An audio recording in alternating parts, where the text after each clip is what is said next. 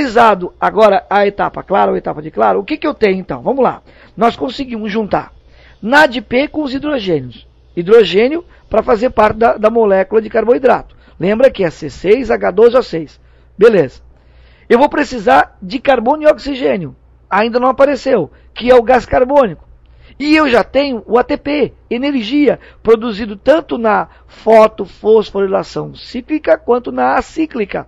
Esse ATP, na verdade, foi produzido pela energia que foi convertida, né, da luz pela própria clorofila em ATP. Então eu já tenho o que eu preciso, só falta o CO2 entrar. E eu tenho que ter a formação do carboidrato. Isso, galera, é o que ocorre no que nós chamamos de etapa de escuro. Também conhecida como etapa escura, etapa química ou ciclo de Calvin. Local, ó, enquanto a etapa clara ocorre nos silacoides, a etapa escura ocorre no estroma. Tranquilo? Agora vamos dar uma olhadinha no que vai acontecer. Fixação do carbono. Como assim? Agora é que vai entrar o gás carbônico. Como é que ele entra, Vila? Ele entra pelos estômatos da folha, vai para o mesófilo, para o meio da folha, mesófilo foliar, e lá penetra na célula, chegando até o cloroplasto, aonde ele vai ser utilizado. Beleza. Uso dos hidrogênios conduzidos pelo NADP. Que hidrogênios? Aqueles que na etapa de claro surgiram da quebra da molécula de água. Esses hidrogênios foram capturados pelo NADP, que os trouxe para o estroma. Saiu do tilacoide, foi para o estroma. E agora você vai ter o quê? O uso deles. Carbono, oxigênio e hidrogênio. Já tenho os elementos necessários, só preciso da proporção para formar quem? Carboidrato, C6H12O6. E é claro, né, gente? Toda reação química consome energia. Então eu preciso da energia do ATP. Ok? E é claro, o que a planta tanto quer com tudo isso, a produção da glicose. Tudo isso então ocorre na fase ou etapa de escuro, ciclo de Calvin, local, estroma. Agora vai aparecer aí um gráfico, né, resumindo esse processo. Aí você vai, ai meu Deus, que confusão. Calma, calma, calma. Você vai ter que entender o que é aqui agora. Você está tendo lá em cima, vamos pegar lá em cima, você está vendo CO2 lá em cima nesse círculo, ok? E você está vendo nesse círculo, à tua esquerda, como se fosse uma fatia de pizza, você tem ali, ó, fixação de CO2 lá em cima, à tua esquerda, regeneração do RUDP, tá? E produção de açúcares, tranquilo? À tua esquerda, o que é essa regeneração do RUDP? Na verdade, é a chamada ribulose monofosfato, que vai ser convertida em ribulose difosfato, que é uma pentose, é um açúcar com 5 carbonos. Ok? Esse açúcar com 5 carbonos se regenera justamente usando energia do ATP, usando fosfato tirado do ATP. Opa! Esse composto está lá no teu estroma. Ele está lá. É um açúcar com 5 carbonos. O que vai acontecer com ele? Ele vai atrair o gás carbônico. O CO2 se recombina com a ribulose difosfato ou bifosfato, como muitos chamam, e dá origem ao chamado ácido fosfoglicérico. Esse composto tem 3 carbonos, uma reação, portanto, que dá uma mistura, formando compostos com 6 carbonos. Os valores ali, ó, 6, 6, 12, isso não te estressa agora, e sim o passo que está ocorrendo. Beleza. Esse ácido fosfoglicérico agora vai consumir energia do ATP e atrair os hidrogênios que vieram do NAD. Esses hidrogênios vão se combinar, dando origem ao aldeído fosfoglicérico. Por que esse aldeído fosfoglicérico é importante? Porque esse aldeído vai ter 2 funções. Ele vai produzir moléculas de carboidrato, de glicose, né, ou derivados, e regenerar o tal da ribulose monofosfato, que vai virar de fosfato para começar tudo novamente. Por isso um ciclo. Então, se você tentar gravar de uma forma bem simples, o que você tem lá no estroma? Um açúcar de base, né? Uma forma, que é a ribulose difosfato ou bifosfato. Ela se recombina com gás carbônico, dá origem a um composto. Esse composto, chamado ácido fosfoglicérico, reage com ATP e hidrogênios e dá origem ao aldeído fosfoglicérico. Esse composto tem a função de produzir glicose e de formar o aldeído fosfoglicérico, o restante, o que sobra dele, né? Ó, tinha 12, tem 10. Saíram 2 ali que vão permitir a formação, cada um tem 3 carbonos, vão permitir a formação de uma glicose. Esses valores que você está vendo aí são valores de 2 ciclos desse. Então a gente considera o seguinte, se eu pegar tudo que está aí e dividir por 2, será um ciclo. Eu vou produzir meia glicose. Tá? Quando eu tenho um outro ciclo, outra meia glicose, formando uma molécula. Então a cada ciclo você vai formar 12 aldeído fosfoglicérico, ali embaixo. Ele vai ter a função de restabelecer, reorganizar a ribulose e formar a glicose. Ok? Esse tipo de ciclo do Calvin, que configura essa etapa escura, é conhecido como C3. Tá? C3. Plantas C3, a maioria das plantas do planeta realizam dessa forma. Também pode aparecer aí, em alguns textos que você tenha lido, o nome rubisco para esse ciclo. Rubisco é o nome da enzima usada para converter ribulose ali, ó, e poder reagir com gás carbônico. Tá? Rubisco vem de ribulose, di ou bifosfato, carboxilase, oxidase. É um palavrão, mas é a enzima que vai reagir aí nesse processo para permitir a formação do ácido fosfoglicérico a partir da combinação com gás carbônico. Tranquilo? Ah, beleza. Então, o rubisco ou C3. Existem ainda plantas que transformam, produzem substâncias, né, de base para produzir carboidrato, não com 3 carbonos, mas com 4. Por isso esse grupo de plantas a gente costuma chamar de plantas C4. Ok? Essas plantas são milho, cana-de-açúcar. É um pouquinho diferente, mas são plantas chamadas C4. E ainda tem as chamadas plantas CAN, né?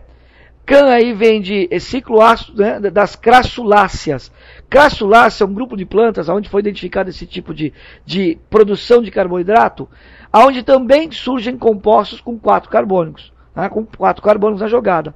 Essas plantas, elas durante o dia ficam com o estômago fechado, então controlam a entrada de gás carbônico. Portanto, elas vão realizar a produção no período noturno. E elas formam compostos como oxalato, com 4 carbonos, diferente das outras. Mas é um grupo que não responde à maioria das plantas do planeta. Quem são essas plantas?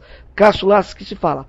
No popular, tá? Bromélias, orquídeas, abacaxi, por exemplo, uma bromeliácea, faz isso. Então lembra, ó, C3 ou rubisco é esse padrão, o mais comum, o que você vai encontrar na maioria das plantas do planeta. C4 você vai encontrar em plantas como milho, cana-de-açúcar, produzem compostos não com 3 carbonos, como ali o ácido fosfoglicérico, mas com 4 nessa reação com gás carbônico, ok? Beleza? E ainda tem o CAN, lá que são as crassuláceas. Exemplo, orquídea, bromélio, abacaxi, que vão ter uma outra forma metabólica de chegar até a glicose. Tranquilo? São, quando cobrados aí pelo vestibular, são cobrados mais ou menos bem básico, na forma de você entender que grupos são e entender principalmente que tanto o C4 como o CAN não são a maioria das plantas e não estão largamente distribuídas pelo planeta. São reduzidas em termos de biomas e habitats, ok? Belezinha? Agora, o C3, que é esse padrão que você está vendo, é o que mais ocorre, é o mais frequente na maioria das plantas. Beleza?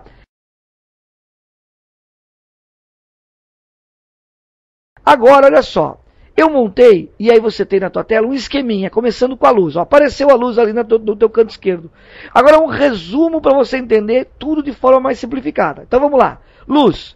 Etapa clara, né? Local. Tilacoide, opa, tilacoide, beleza, tá ali o tilacoide. Tilacoide, local da etapa clara. Luz incide, quem eu preciso? De água. E eu vou ter o que? Liberação de oxigênio. O que vai ocorrer na etapa clara? Produção de NADPH2. Claro, lembra? O NADP atrai os hidrogênios de quem? Atrai os hidrogênios da molécula de água que sofreu fotólise. E eu tenho formação de ATP. O ATP, lembra, tanto na fotofosforilação cíclica quanto na cíclica, é aquele sistema de pigmento antena lá com a clorofila, né? Para conseguir aproveitar a energia da luz e converter em energia química na forma do ATP. Tranquilo? Beleza? Então, luz, quebrou água, liberou oxigênio, formou NADP, hidrogênio que veio da água e energia do ATP pela luz. Agora eu vou ter a etapa escura, local, estroma, Beleza? O que eu preciso? Gás carbônico. Gás carbônico entra agora no estroma, etapa química. E aí ele vai reagir com quem? Com os hidrogênios, tá? E usando energia. Acabamos de ver o C3 lá, o rubisco, né? Aquele que usa a enzima chamada rubisco. É aquele lá, o ciclo de Calvin padrão. Nesse processo você vai ter liberação de um excedente de água, né? Que já veio da etapa clara. E a produção do glicídio, C6H12O6. Tranquilo? Então, esse é um resumo para você entender de forma simplificada o que ocorreu até agora no que nós vimos da fotossíntese.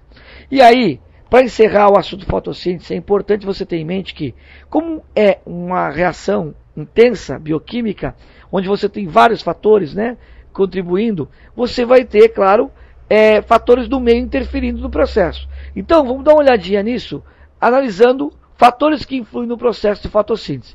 Primeiro é luz, é claro, né? Você vai ter aí intensidade e cor. Intensidade, nós temos o chamado ponto de saturação luminosa, o PSL, que apareceu no teu gráfico aí. Então, ó, luz, intensidade, gráfico. Olha lá o gráfico, ele vai aumentando. O que quer dizer? Esse gráfico simplificado, você está tendo variação de luz, de intensidade de luz, no eixo X e no Y, a velocidade da fotossíntese. Ok?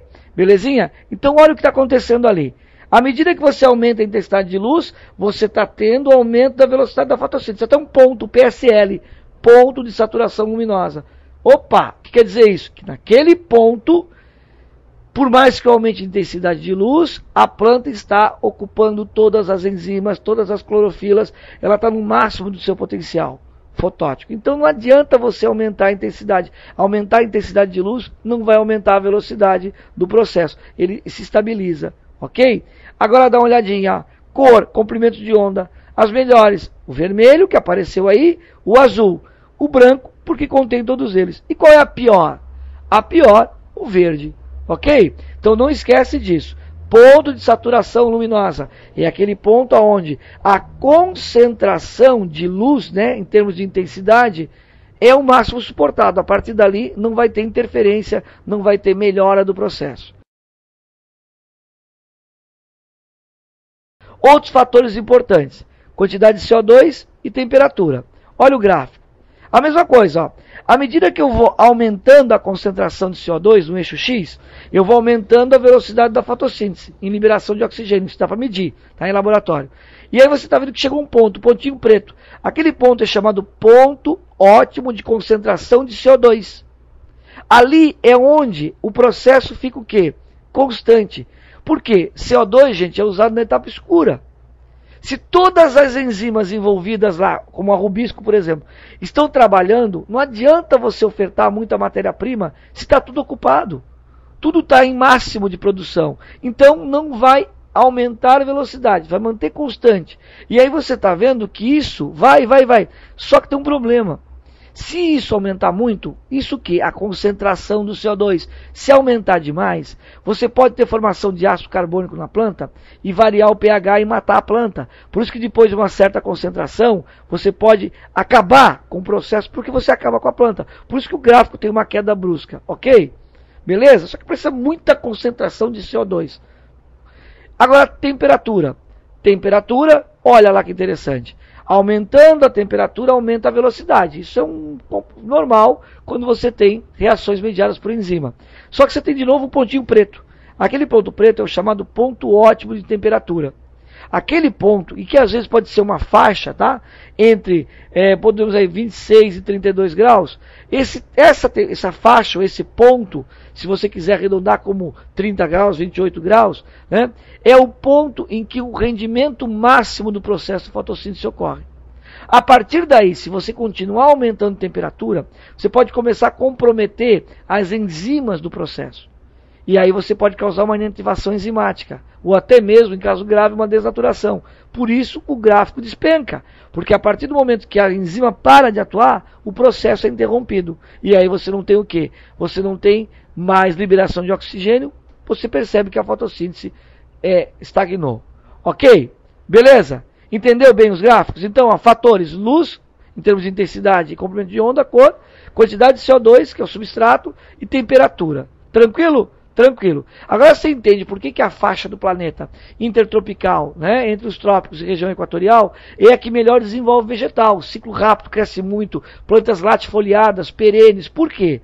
Porque, gente, em média, tem uma boa concentração de CO2, tem uma temperatura anual, uma média anual elevada, em média aí 26,5 graus de temperatura média, né, alguns falam 28, a galera da geografia explica bem isso para você, e umidade, né, e intensidade de luz durante o dia longa, né? Não tem épocas do ano com menos luz e mais luz. Essa variação de luminosidade não é tão intensa quanto você vai encontrar na parte subtropical ou nos polos. Portanto, sul do Brasil, né, norte dos Estados Unidos, norte da Europa, você tem vegetações adaptadas a um clima mais frio, com épocas mais frias, com um período de intensidade luminosa menor. Portanto, não rende tanto. Daí se explica por que existe a floresta temperada, por que a planta perde as folhas, porque ela entra num processo de latência. Ela produziu o que ela pôde no período de maior calor e maior luminosidade. Agora, ela prefere economizar energia, porque não vai render tanto. A água está muito fria, né? Até mesmo congelada, às vezes, para ela poder absorver do solo.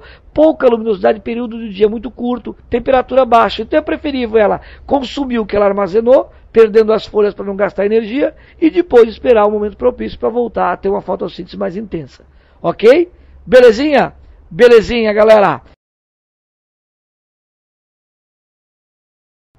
O processo de respiração celular aeróbica é aquele processo que necessita do oxigênio para obter um maior rendimento. Ok? Depois nós vamos falar do processo fermentativo, que é anaeróbico e, em consequência, sem o O2, tem um rendimento menor para a célula. Portanto, então nós vamos falar da respiração aeróbica. E para que ela ocorra, os seres eucariontes têm uma organela especial, a estrela, né? A mitocôndria. Tranquilo? Então, olha lá, vamos dar uma olhadinha na fórmula geral e depois vamos falar dessa organela especial que é a mitocôndria. Olha a fórmula geral. Você tem ali como reagentes, apareceu glicose, C6H12O6, mais o oxigênio. E aí você vai obter como produto CO2, água e ATP. Perceba, a reação ela é praticamente o inverso da fotossíntese. Por quê? Porque você está usando aqui como reagente o produto da fotossíntese. Está usando o oxigênio que também foi liberado lá. E está produzindo gás carbônico e água, que serão os reagentes da fotossíntese. E o ATP? Ora, é uma questão de visão. Lá o ATP vinha da energia da luz. Aí passou para o carboidrato, nas ligações da glicose, e agora é convertido em ATP para uso de todas as células. Do vegetal, as células que não realizam fotossíntese, e do animal, que vai se alimentar do vegetal e necessita disso aí como fonte de primária de energia celular. Ok? Beleza? Belezinha? Tranquilo. Vamos dar uma olhadinha na mitocôndria. Apareceu aí a organela mitocôndria na tua tela com as suas partes, né, principais. Membrana externa, membrana interna, com as dobras, formando as cristas mitocondriais, e a matriz mitocondrial, que é esse líquido que preenche a organela como se fosse o seu próprio citoplasma, a sua própria matriz citoplasmática, chamada matriz mitocondrial. Bom, aí o que eu tenho então? Dentro da mitocôndria nós teremos duas etapas das três que ocorrem durante o processo de respiração celular aeróbica, a respiração celular. Tranquilinho? Beleza? Bom, importante você lembrar da matriz e da crista, porque nós vamos falar dela nas etapas. Dá uma olhadinha nesse esquema que vai aparecer aí na tua tela. É o esquema de uma mitocôndria, né? Você tem ali cristas, matriz, e tem o entorno, a parte externa, que corresponde ao eloplasma. Vão aparecer os números 1, 2 e 3. Representam as etapas da respiração aeróbica. Então nós temos ali, ó, número 1 corresponde à glicólise ou glicólise anaeróbica, primeira etapa da respiração celular, que ocorre no citoplasma ou hialoplasma da célula, né, citoplasma fundamental, citossol, tendo como um saldo de ATP esse processo todo bioquímico, 2 ATPs. Tá? Saldo. Na verdade, a primeira etapa produz 4 ATPs, mas gasta 2 para realizar a quebra da glicose, portanto, um saldo de 2 ATPs. A segunda etapa é o ciclo de Krebs, ou ciclo do ácido cítrico, que ocorre na matriz mitocondrial, né? E tem um saldo, um rendimento de 2 ATPs. Por último, nós temos a terceira etapa, cadeia respiratória, crista mitocondrial. que é o que dá maior rendimento. Então ocorre na crista, nós temos aí a chamada cadeia eletrônica, né, ou fosforilação oxidativa, produzindo 34 ATPs. Se você somar, 38 ATPs, a partir de uma molécula de glicose que começa o processo. Importante você entender isso. Isso é uma média geral, podemos dizer assim. Existem casos de rendimento um pouco menor, 36 ATPs. Mas, de forma didática, para se entender, vamos usar o modelo mais comum, vigente aí, usado no ensino médio.